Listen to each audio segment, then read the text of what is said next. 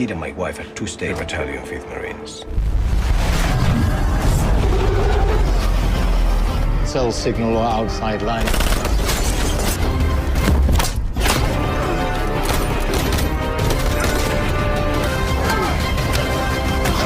Halo semuanya, kembali lagi bersama saya Hanif di channel Ringkas Cinema.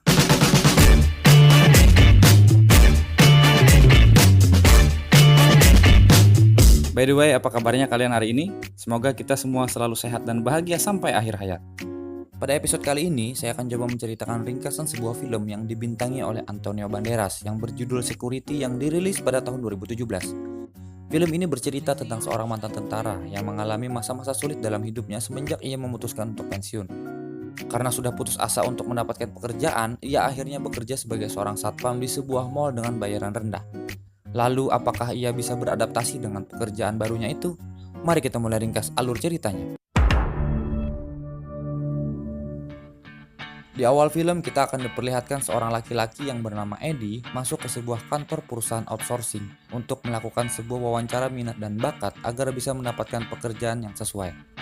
Namun wanita yang ada di hadapan Eddie ini justru berkata kalau masih belum ada pekerjaan yang cocok untuk Eddie. Eddie kemudian mengatakan bahwa ia sudah 1 tahun terakhir ini tidak bekerja dan ia bersedia untuk melakukan pekerjaan apapun meski dengan upah rendah sekalipun. You like cleaning toilets? I do anything. Tepat sesaat Eddie hendak menaiki mobilnya dan pulang, wanita itu tiba-tiba mendatangi Eddie dan menyampaikan bahwa ada satu pekerjaan untuk Eddie, yaitu menjadi satpam di sebuah mal di kota tersebut. Thank you. You start tonight. Di lain sisi, diperlihatkan sekelompok pasukan khusus sedang bersiap untuk menjalankan sebuah tugas pengawalan untuk memindahkan seorang remaja bernama Jamie yang berstatus sebagai seorang saksi dari sebuah tindak kejahatan. Perjalanan pasukan pengawal ini tampak lancar meskipun hujan lebat menyertai, sampai pada akhirnya salah seorang dari mereka menyadari bahwa tampaknya mereka sedang diikuti dan tiba-tiba koneksi radio mereka tidak berfungsi dengan baik. Meyakini ada sesuatu yang salah, komandan pasukan meminta untuk tetap waspada. Dari arah depan ada mobil yang dengan tiba-tiba menyalakan lampu dan menyilaukan pengemudi mobil pertama. Ternyata jalanan di depan mereka sudah dipasangi ranjau yang mengakibatkan mobil pertama bannya kempes dan terbalik. Iring-iringan mobil lalu berhenti dan saling tembak-menembak pun terjadi di antara kedua belah pihak. Terlihat di sini pasukan pengawal kalah jumlah dengan penjahat yang menghadang mereka. Komandan pasukan itu pun kemudian meminta kepada Jamie untuk masuk ke dalam hutan dan menyelamatkan dirinya. Jamie terus berlari dan berhasil menghindar dari sergapan itu. Baku tembak terus terjadi, namun sayangnya semua pasukan pengawal itu harus mati di tempat.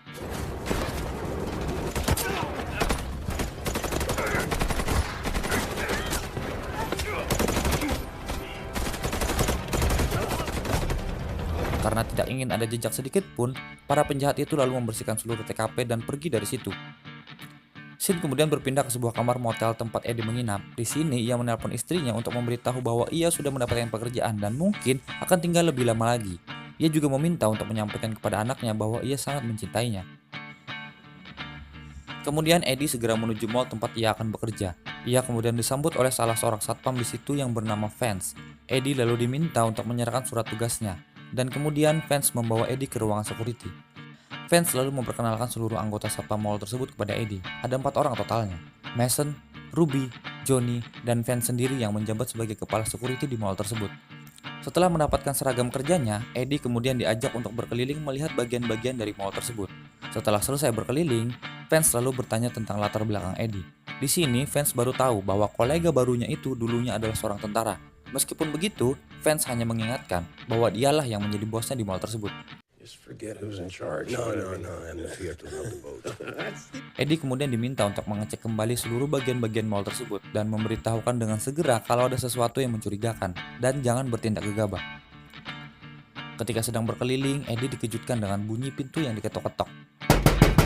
Tampak dari luar, Jamie yang kabur dari kejaran penjahat terlihat panik dan meminta untuk masuk ke dalam. Ia lalu memberitahu kondisi yang ia lihat kepada Vance. Melihat kalau bocah itu tampaknya sangat ketakutan, Eddie lalu membukakan pintu. Namun ketika Jamie masuk, ia justru pingsan. Eddie kemudian membawanya ke ruang security dan meminta untuk dipanggilkan polisi. Namun ketika Vance mencoba menelpon, saluran telepon mall itu tidak berfungsi. Begitu juga dengan ponselnya Johnny, tidak ada sinyal sekalipun. Lalu terlihat di CCTV kalau ada seorang pria yang sedang mendekati mall dan menuju pintu masuk. Fans, Eddie, dan Mason kemudian keluar ruangan menemui pria tersebut dan menanyakan apa tujuan ia ke sini. Si botak laknat ini kemudian memberitahukan bahwa ia sedang mencari putrinya.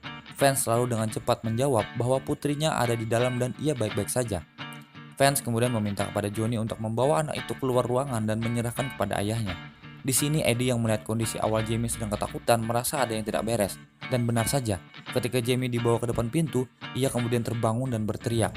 Fans yang hampir membuka pintu kemudian langsung menutupnya kembali. Tiba-tiba seseorang datang membawa koper yang berisikan banyak uang. Si botak memberitahukan kalau ia akan memberikan seluruh uang di dalam koper tersebut kalau Jamie diserahkan kepadanya. Dan menganggap kejadian malam itu tidak akan pernah ada. Namun apabila keinginannya itu tidak terpenuhi, mereka semua akan dibunuh dengan cara yang sangat kejam. Mendengar hal tersebut, Fans mulai terpengaruh. Namun dengan cepat, Eddie menyingkirkan Fans dan langsung menutup pintu itu dan si botak itu pun pergi. Si botak itu lalu mengumpulkan anak buahnya dan memerintahkan untuk masuk ke dalam mall dan menangkap Jamie. Para satpam ini akhirnya mengetahui alasan kenapa Jamie dikejar oleh si botak. Jamie merupakan anak dari akuntan geng Triple Six yang dibunuh oleh ketuanya karena ketahuan bekerja sama dengan FBI. Dan Jamie merupakan saksi kunci atas kasus pembunuhan ayahnya tersebut. She saw the whole thing. She is supposed to testify. Tak lama setelah itu, Eddie lalu mengatakan bahwa komplotan si botak akan kembali lagi. Lalu di layar CCTV tampaklah beberapa orang yang mulai mendekati mall. Melihat hal itu, Eddie dan Fans selalu bergegas menyembunyikan Jamie di basement mall. Eddie kemudian memberikan Jamie senter, air, dan juga radio panggil untuknya. Tak lupa, Eddie juga menyerahkan kunci dan meminta Jamie untuk mengunci pintu dari dalam. Eddie dan rekan mulai mengatur strategi untuk menghadapi para penjahat itu. Mereka membuat perangkap, menutup semua akses masuk yang ada. Bahkan, menyiapkan sofa yang sudah disiram bensin dan melemparkannya ke mobil yang mencoba menerobos lewat pintu utama dan membuat pengemudinya terbakar.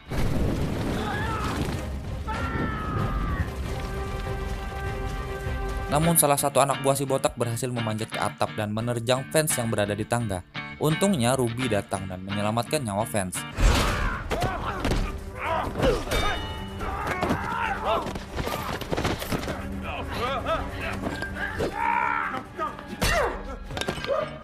Melihat anak buahnya terbakar hebat, si botak memerintahkan untuk membersihkan TKP tersebut. Si botak tidak ingin sedikit pun ada jejak yang tertinggal. Di dalam gedung, kelima security itu berkumpul dan membuat rencana lagi. Kali ini rencana utamanya adalah mengulur-ngulur waktu hingga FBI datang. Eddie lalu menjelaskan kepada semua apa saja yang harus disiapkan. Masing-masing dari mereka lalu membuat sesuatu yang bisa dipakai untuk melawan para penjahat itu. Ada yang membuat bom dan ada yang menyiapkan perangkap baru.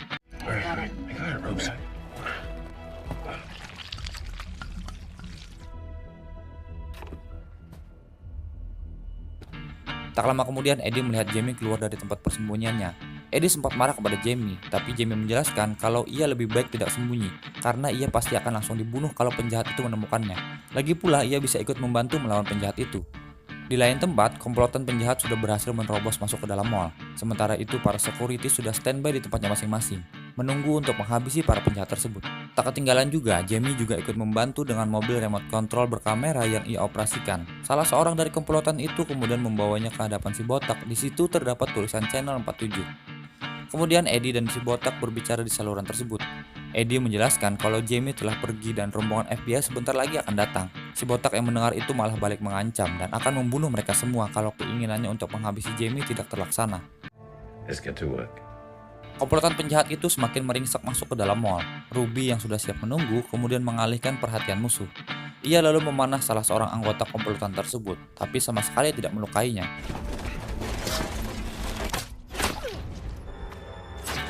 Posisi Ruby akhirnya ketahuan musuh dan ia mulai ditembaki, tapi Ruby tidak habis akal. Ketika musuh mendekatinya, Ruby berpura-pura telah mati akibat berondongan senjata. Komplotan itu pun menjauh dari tempat Ruby dan mendekati posisi Fans dan Mason. Fans lalu berhasil melemparkan bom paku dan melukai salah satu dari komplotan tersebut. Mason juga berhasil menjatuhkan musuh menggunakan alat kejut listrik dan mengambil senjata miliknya dan kemudian menembaki musuh satunya lagi.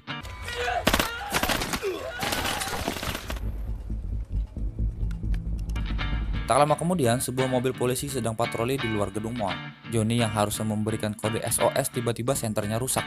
Johnny pun kemudian mencoba membuka pintu untuk memanggil polisi tersebut. Tetapi apa daya, Johnny tewas di tempat setelah terkena tembakan tepat di kepala oleh penembak jitu.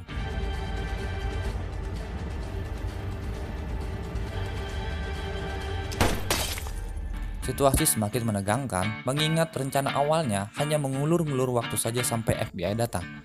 Eddie menyarankan untuk mereka berkumpul di satu titik saja dalam 3 menit ke depan. Eddie lalu berinisiatif menggunakan keahlian militernya untuk melawan mereka sendirian, dan kelima komplotan yang ada di dekatnya berhasil dilumpuhkan semua seorang diri.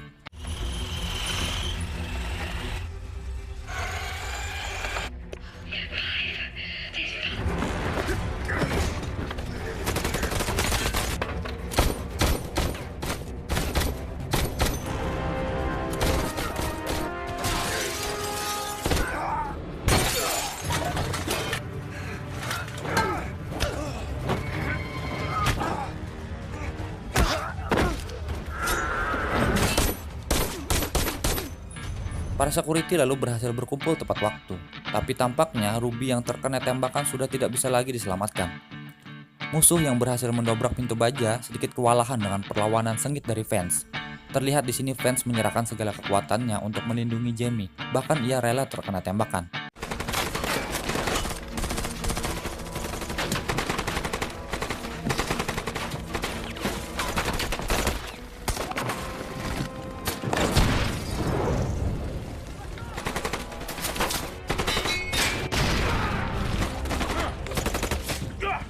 Sementara itu di lain sisi, tampak 2 mobil polisi datang. Eddie kemudian membukakan pintu untuk mereka. Tapi ternyata polisi tersebut juga merupakan satu komplotan dengan si botak. Mason yang berusaha mengantarkan Jamie ke tempat Eddie justru dibunuh oleh komplotan polisi tersebut. Lalu Eddie dengan cepat berhasil membunuh semua polisi gadungan itu.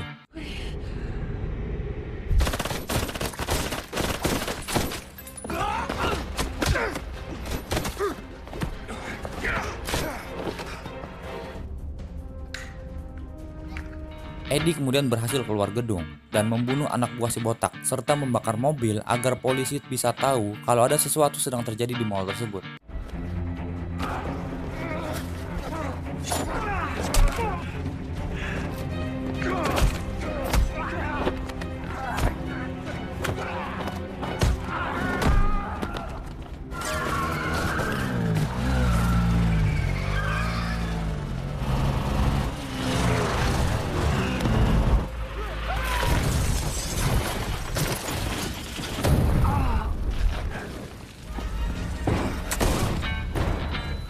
Sementara itu di dalam gedung, Jamie yang berusaha sembunyi justru berhasil diketemukan oleh si botak. Eddie yang sudah masuk kembali ke dalam gedung kemudian berjalan menghampiri mereka. Eddie lalu memberikan kode kepada Jamie agar menggunakan senjata kejut listrik yang ada pada Jamie untuk menyetrum si botak. Dan kemudian Eddie menembak tepat di kepala si botak.